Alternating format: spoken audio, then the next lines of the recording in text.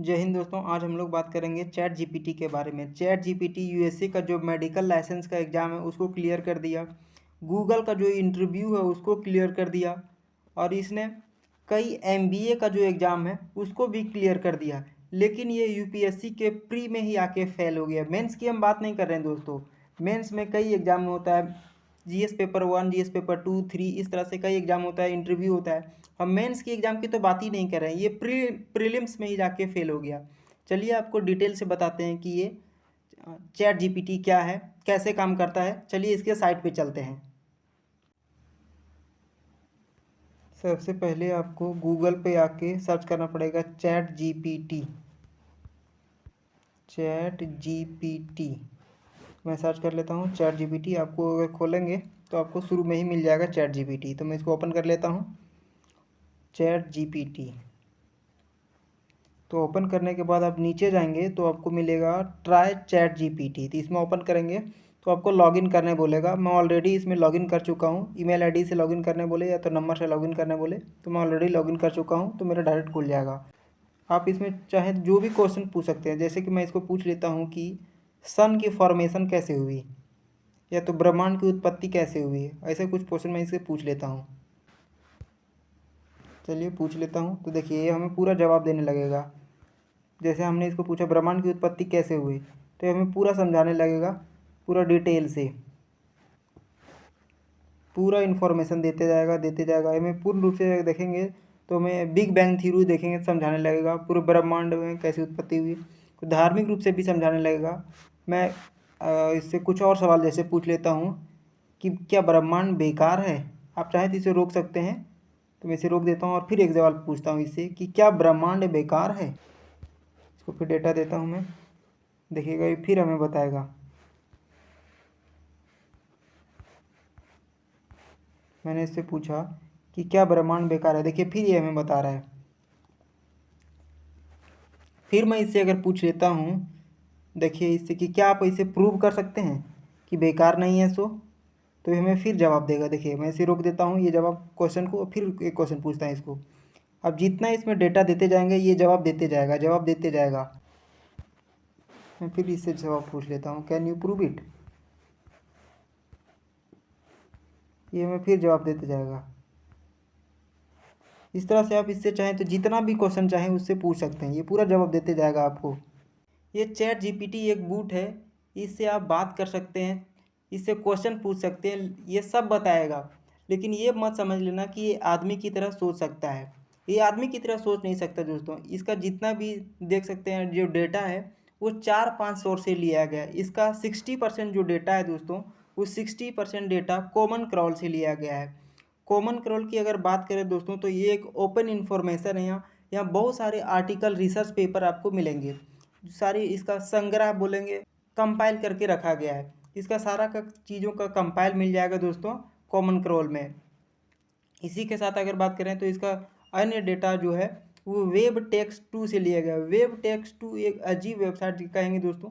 यहाँ Reddit website का link आ जाता है। इसमें भी आपको कई इंडियन हो, अमेरिकन हो, Russian, Japanese, Chinese research paper यहाँ आपको मिल जाएंगे।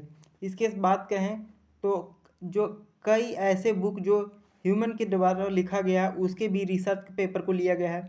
उसके बाद अगर देखेंगे तो विकिपीडिया का 3% डेटा इसमें लिया गया है। चैट जीपीटी की अगर हम लोग बात करें दोस्तों तो चैट जीपीटी कोई नई चीज़ नहीं है। इसमें देखेंगे तो इंटरनेट में जितना ओपन सोर्स में जो ज्ञान अवेलेबल है उसी का एक कंपाइल किया हुआ है। लेकिन ये कंपाइल करना ही भी दोस्तों बहुत ही बड़ी मुश्किल है, क्योंकि इतना सारा डेटा को एक जगह कंपाइल करके और उसको क्वेश्चन पूछें तो एग्जैक्ट रूप से जवाब देना ये बहुत ही बड़ी उपलब्धि है दोस्तों। इसको बनाया है USA based open AI company ने।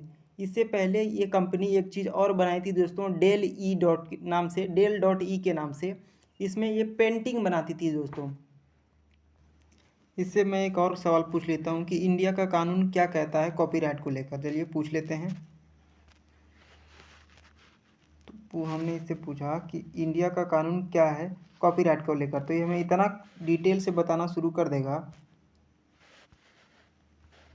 देखिए पूरा डिटेल से बताता जाएगा ये कानून कब बना, क्या है, कैसे बना, क्या लागू होगा, पूरे हमें डिटेल से ही बताते जाएगा। इसमें कब कब संशोधन किया गया, पूरा हमें ये डिटेल से बताते जाएगा। अगर ये देखेंगे तो ये इतना सारा इन्फॉर्मेशन, एक वकील के पास जाएंगे तो एक वकील के पास भी इतने सारे इन्फॉर्मेशन नहीं होगी।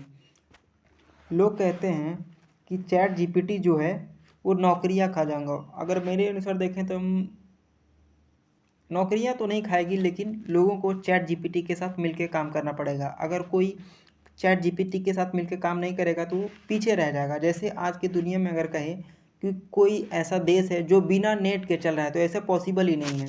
अगर हाइपोथेटिकली हमारे इंडिया में ही देख लें, आप ऑनलाइन पेमेंट ट्रांजैक्शन करते हैं तो उसके लिए इंटरनेट चाहिए ही चाहिए। कोई भी देश देखें अभी बिना इंटरनेट के चल नहीं सकता। लेकिन यही देखेंगे 16th सेंचुरी में, 17th सेंचुरी में तो चलता था। लेकिन अभी अगर कोई देश कहे बिना इंटरनेट के चले तो वैसे ही चलेगा जैसे 16th 17th सेंचुरी में चलता था। लेकिन अभी चलने की कोशिश करेगा तो वो देश पीछे रह जाएगा। वैसे ही आने वाले समय में कोई अगर चलना चाहेगा विदाउट चैट जीपीटी के तो चलेगा, लेकिन वो पीछे रह जाएगा अन्य की तुलना में। आप कहेंगे ये इतना फेमस हो गया फिर भी ये यूपीएससी का प्रीलिम्स का एग्ज़ाम नहीं क्रैक हो पाया। तो चलिए उससे पहले मैं इसका एक क्वेश्चन पूछ लेता हूँ, फिर मैं आपको बताता हूँ क्यों नहीं कर पाया। जैसे मैं इससे पूछता हूँ कि पंजाब के नए मुख्यमंत्री कौन है और किस पार्टी से है, तो देखिए ये क्या जवाब देता है। आप सबको पता है कि पंजाब के नए मुख्यमंत्री कौन है और किस पार्टी से है।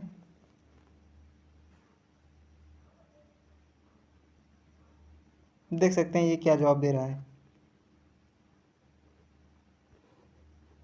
ये खुद ही जवाब दे रहा है कि इसको खुद ही जानकारी नहीं है कि पंजाब के नए मुख्यमंत्री कौन है।